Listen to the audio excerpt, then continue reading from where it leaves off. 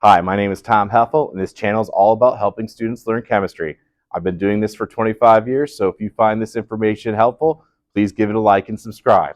In today's video, we're going to be talking about stoichiometry, which is quantitative analysis. I know it's a fancy word, but it's really just like doubling or taking fractions of a recipe if you were cooking. Okay. In today's lesson, there's going to be two objectives. Okay. The first objective is to be able to do a mole-to-mole conversion, and that helps us go from one chemical to the other. Okay. And then the second objective is to take that information and tie it in to some of our past lessons and basically become a stoichiometry pro. Okay, so let's get into this video.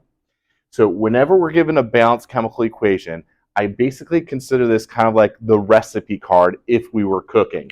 And so I like to box it in because I like to box in all of my givens. Okay, and just a reminder that this is kind of like how things work, or like a recipe.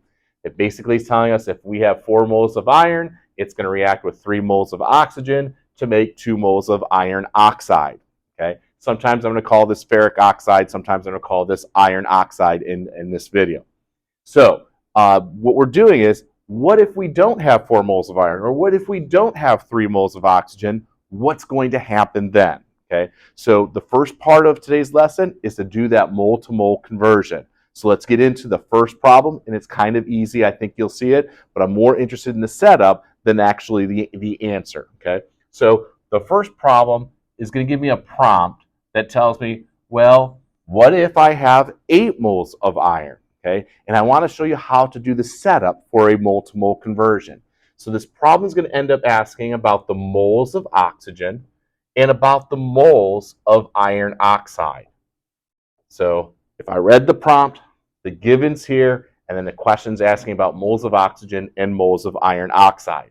So let's go ahead and show how to do this mole-to-mole conversion. I'm going to take the given, which is 8 moles of iron, and I'm going to do a mole-to-mole conversion because I'm switching chemicals. And whenever you switch chemicals, it has to be in the unit moles. So I'm going to bring down the moles of iron, and I'm going to convert it to moles of oxygen. And as you can see, we have this mole-to-mole conversion. Well, the only thing you have to do is use the coefficients in the recipe card to make sure you're maintaining that ratio. Okay, so I look up the iron, and it's a 4. I look up the oxygen, and it's a 3. So 8 times 3 is 24, and 24 divided by 4 is going to give us an answer of 6. Okay, so when I converted the iron over to oxygen, the answer is 6. So if I have 8 moles of iron, there's going to be needed or required 6 moles of oxygen in order to get this chemical reaction to work in the way in which it's written. Okay, let's do another one. Instead of going from moles of iron to moles of oxygen, let's go from moles of iron to moles of iron oxide. Okay, same setup. I'm going to start with my given as 8 moles of iron, and I'm going to do a mole-to-mole conversion. I'm going to go from moles of iron, but instead of going to moles of oxygen, I'm going to go to moles of the iron oxide. And here's my mole-to-mole conversion. I'm just going to use the coefficients, 4 for the iron and 2 for the iron oxide. Okay, so 8 times 2 is 16, and 16 divided by 4 would give me an answer of 4. Okay, and hopefully that makes logical sense to you. Okay, because all I did here was just double my recipe. And I know if you were given an easy number like 8, it's like, oh, well, that's just double. I'm just going to double these instead of doing this setup. Okay, but what happens when the problem becomes like 0.492 or 0.861?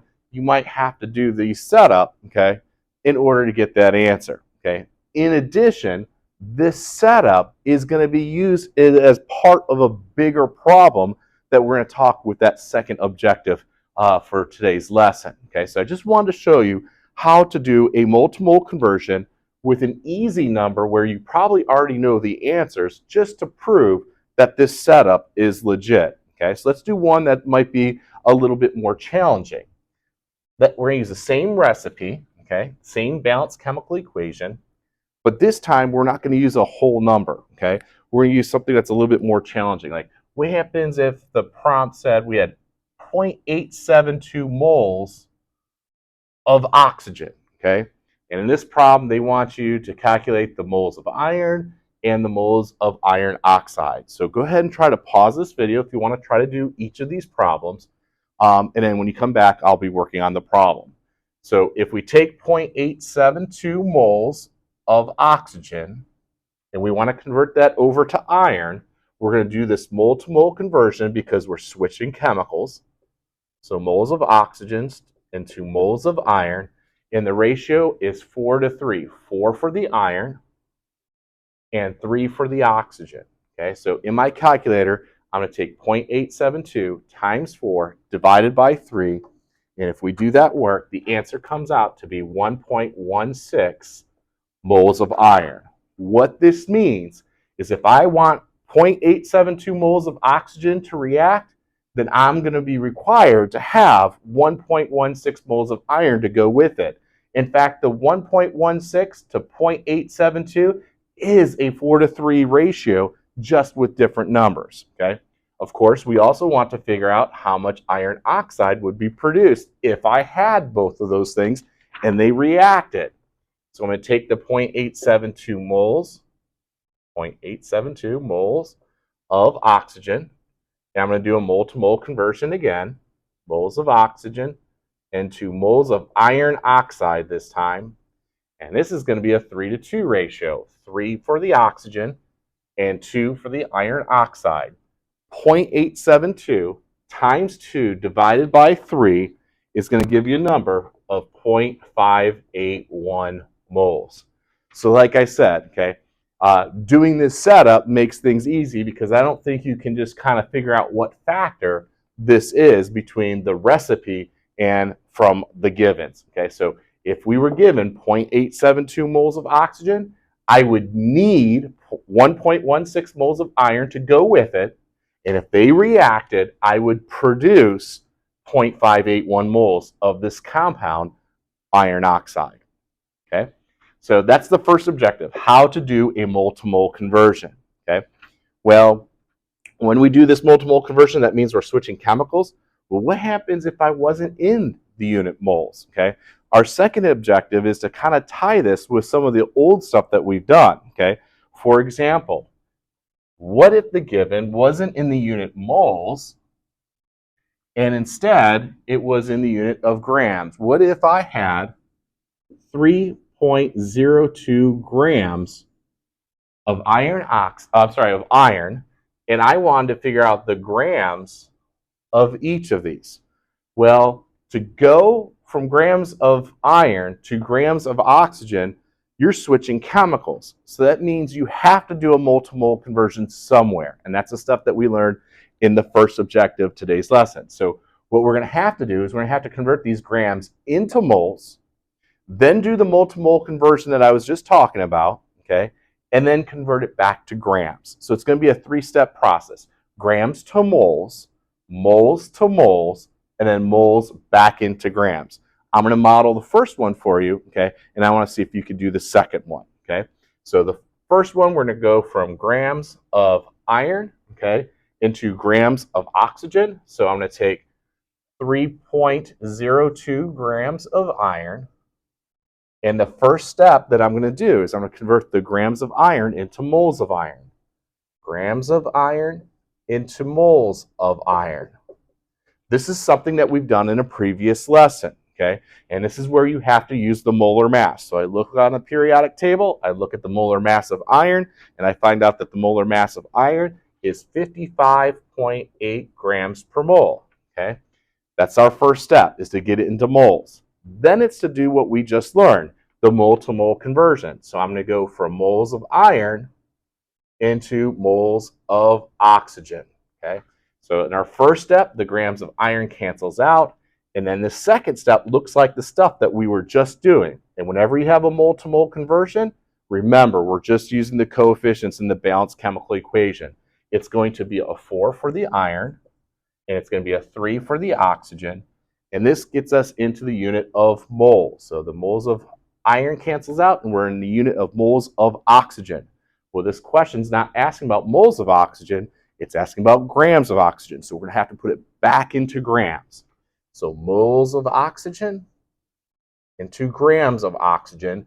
And this is not a mole-to-mole conversion, so we're not using coefficients. We only use coefficients in the mole-to-mole conversion. When it's grams to moles or moles to grams, we're using molar mass. So I have to figure out how much 2 oxygens weigh. So I look at the periodic table. Each oxygen's 16. There's 2 of them. So it's going to be 32 grams per mole. Okay? And the moles of oxygen are going to cancel out, and I'm going to be left with grams of oxygen. So once again, we convert the grams to moles, then moles to moles, and then moles back into grams, And when I take 3.02 divided by 55.8 times 3 divided by 4 times 32, I get an answer of 1.30 grams of oxygen. Okay, and this is how you do a gram to mole, mole to gram problem. This stuff is stuff that we learned in a previous lesson. Okay, this stuff right here is the stuff that we learned in this lesson. So this lesson has 2 objectives: to learn how to do this part and then tie it in with some of our old stuff. So let's see if you can do one of these problems. Let's see if you can take 3.02 and convert it over into the iron oxide. So pause the video, take 3.02 grams of iron and convert it over to grams of iron oxide by doing a similar process, but don't go to oxygen, go to the iron oxide. And when you come back, I'll have the answer working on the board. Okay, so if we take 3.02 grams of iron and we're going to convert that over to iron oxide, we're going to get rid of the grams of iron and get it into moles of iron. And then moles of iron into moles of iron oxide. And then moles of iron oxide into grams of iron oxide. So this is the setup, okay? The first one and the last one is going to be molar mass. The molar mass of iron is 55.8 grams per mole. The second step is the mole-to-mole conversion. It's going to be 4 to 2, 4 with the iron, and 2 with the iron oxide. And then this last step is molar mass as well. So I'd have to add up 2 irons and 3 oxygens. And if I add up 2 irons with 3 oxygens, it comes out to 159.6 grams per mole.